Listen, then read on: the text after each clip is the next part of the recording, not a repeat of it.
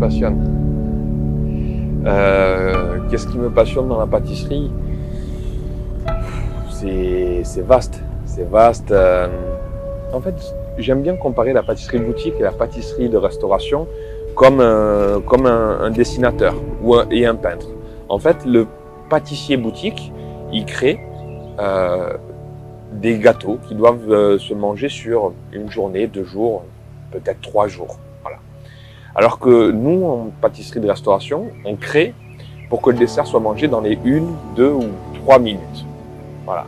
Et ça nous libère, on a un champ d'expression qui est beaucoup plus vaste.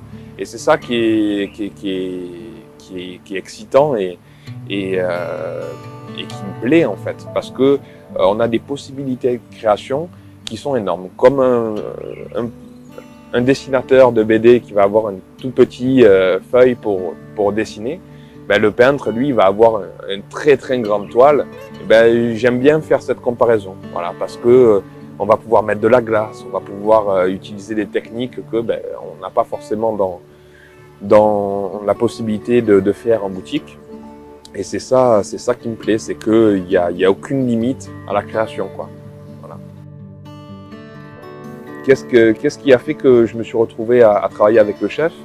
Je travaillais avec mon ancien chef qui s'appelle Marc de Passorio, avec qui j'ai été très très proche, avec qui j'ai travaillé de nombreuses années, et ils se connaissent plutôt bien, et le chef donc me parlait de Franck Putella quand je lui ai fait quand je lui ai parlé de mon désir de voir un petit peu autre chose.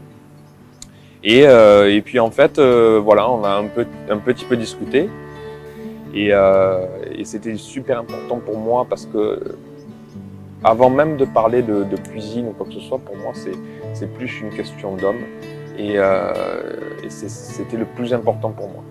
Et ensuite j'ai rencontré l'homme et le chef, et à partir de là, voilà, ça a matché. Il a eu un discours qui m'a beaucoup plu, tant dans ses objectifs que dans sa manière de parler et de discuter avec moi. Et on était vraiment sur la même longueur d'onde, culinairement parlant ou en tant que juste d'homme à homme. Et ça, c'est super important, quoi. Donc c'est ça qui m'a fait vraiment prendre la décision de dire voilà, ça va se faire avec lui, et on va travailler ensemble, main dans la main, et puis voilà, quoi. C'est comme ça que je suis arrivé à travailler avec le chef. Le premier service, oui, je me rappelle très bien. Non, j'avais pas les chocottes, bizarrement. Par contre, j'ai beaucoup regardé, analysé. C'était vraiment important. Et puis ça s'est très bien passé, en fait. Ça s'est très bien passé. J'ai la chance aussi d'avoir un très très bon second qui s'appelle Alexis Pochino, qui, en attendant mon arrivée, avait vraiment fait un travail en amont qui était exceptionnel. Donc ça m'a vraiment facilité lors de mon arrivée. Et j'ai pas fait spécialement de bourde, quoi que ce soit. Non, j'ai surtout beaucoup regardé, analysé. C'était pour moi important de comprendre la vie en cuisine. Donc on est resté à travailler sur une petite transition d'1 semaine avant de vraiment que je m'investisse dans la création de la nouvelle carte, et que je mette vraiment ma patte au sein du restaurant. Et ça m'a permis aussi de comprendre. Hein. Et non, voilà, c'est un très bon souvenir. C'est pour ça que je suis encore ici. Non, c'est très très bien. En fait, ce qui s'est passé pour la Pavlova, c'est que, donc comme je disais avant, on a beaucoup discuté avec le chef, on s'est rencontrés. Voilà, ce que j'aime dans la pâtisserie et dans la cuisine, c'est que le chef, il raconte vraiment une histoire dans sa cuisine. Et moi, ce qui est vraiment important, c'est que cette histoire, il y ait une continuité au moment du dessert. Et ça, c'était, comme je disais par rapport à la question d'avant aussi, vraiment une question d'homme, et je voulais vraiment apprendre à connaître l'homme avant de venir au restaurant pour comprendre ça, parce que c'est comme ça que je vais pouvoir le mettre dans l'assiette. Et le titre de MOF. Voilà, il m'en parlait, il avait encore les étoiles dans les yeux. J'ai dit voilà, il faut que je fasse. C'est son histoire, c'était le concours de toute sa vie, c'était voilà, c'est quelque chose d'assez incroyable obtenir ce titre. Et j'ai été vraiment inspiré par ce qu'il m'a dit à ce moment-là.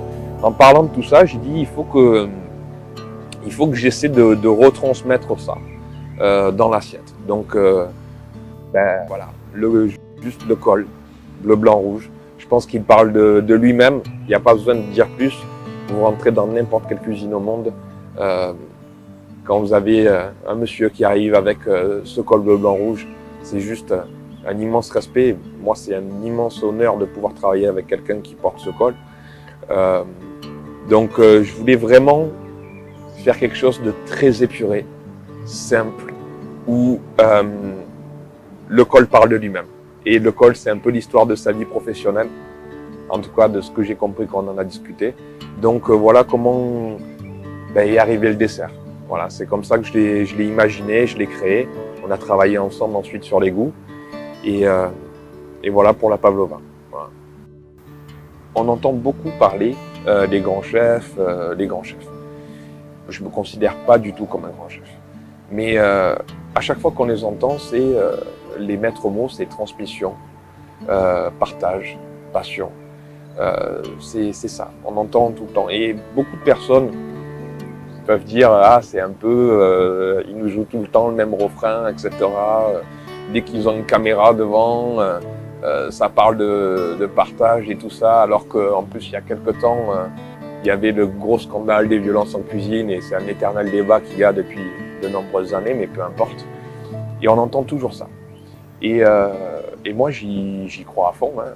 C'est quelque chose d'important.